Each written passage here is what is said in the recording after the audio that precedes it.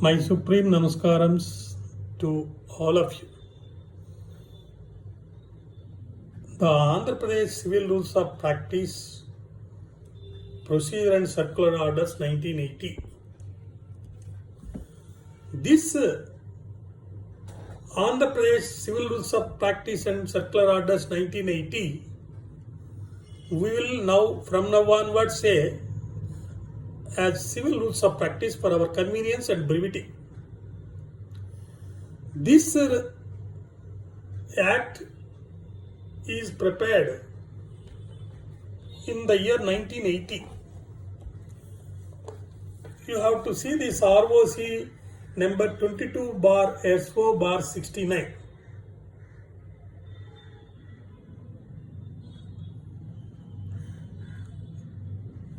Actually, there was one Civil Rules of Practice and Circular Orders 1905 that was in force prior to passing of this particular act. In order to consolidate the previous act and also amend the rules, regulations which have been prepared from time to time and were in force till that date. So we have to see under what provisions of law the Honorable High Court has got power. Under Article 227 of the Constitution of India and Section 126 of the Civil Procedure Code 1908,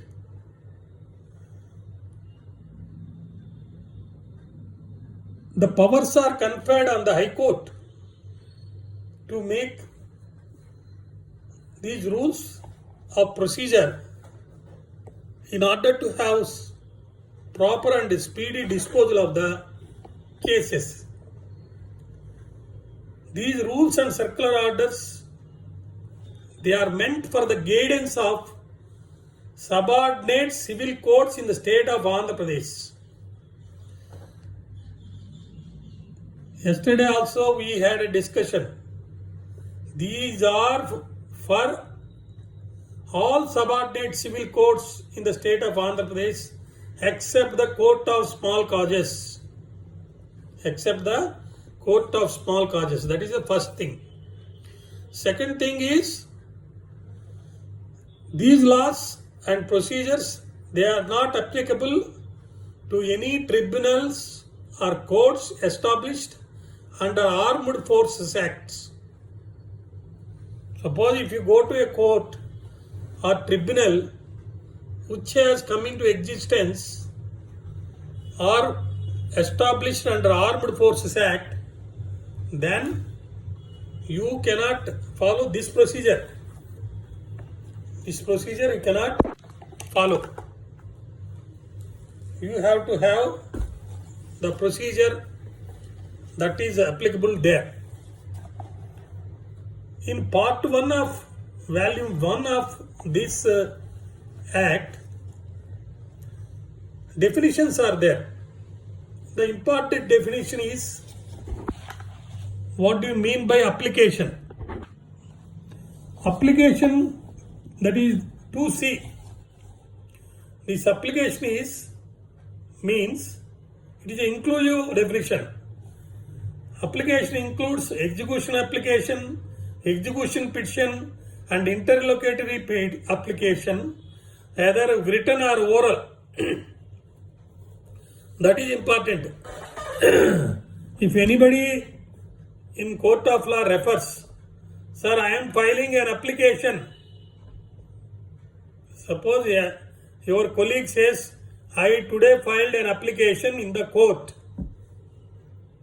Then you have to understand that application may be execution application, execution petition and interlocutory application. Any of these three can be. So you can ask him, sir, what application you have filed?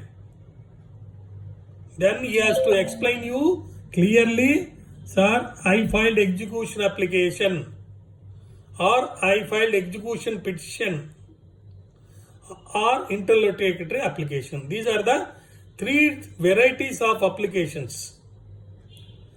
All are called as applications because the definition says so. So let us not have any confusion over this. Then execution petition. What do you mean by execution petition? Execution petition means a petition filed in the court for execution of any decree or order. Any decree or order. Thereafter we have execution application. It means an application to the court made in the pending execution petition and includes an application for transfer also. If a person files an execution petition in order to enforce the decree and thereafter he files any petitions in that execution petition including the application for transfer, such petitions are called as execution applications. There is a difference between execution petition and application. Then thereafter we have got another variety of applications, that is interlocutory application.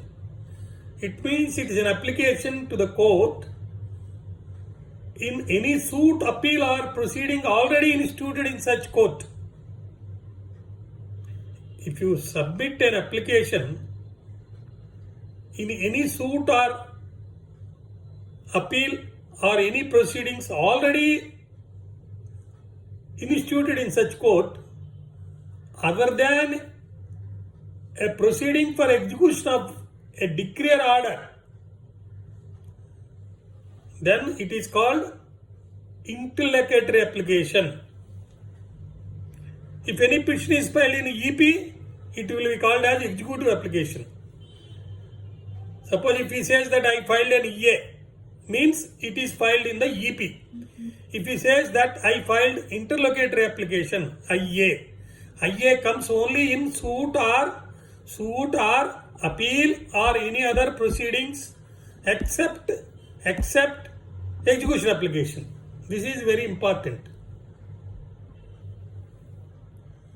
Then what do you mean by original petition? Two cases means a petition whereby any proceeding other than a suit or appeal or proceeding in execution of a decree or order is instituted in a court. Suppose you submit an application, petition, it's not, if it is other than a suit or appeal or proceeding in execution of a decree or order, then it is called original petition. Thereafter we have got proceeding. Proceeding includes all documents presented to or filed in court by any party or commissioner or other officer of the court other than the document produced as evidence. So if anybody files any documents which are not documents produced as evidence, they are called as proceeding. So verification is as per order 6 rule 15, verification has to be done. Then thereafter you have got a doubt. Suppose if there is any one expression which is not defined in this particular section 2, then what is the meaning of that expression? The meaning of that expression will be as defined in the CPC. As defined in the CPC. The timings of the court is generally and compulsorily from 11 to 5 p.m. except lunch period 2 to 2:30. But court starts by 10. But 11 is the upper limit. Till 11, if the judge doesn't come, you can't question. But if he comes by 11, it is okay. Sundays are holidays. public holidays are also holidays. During those times also, the court can, if it feels that examination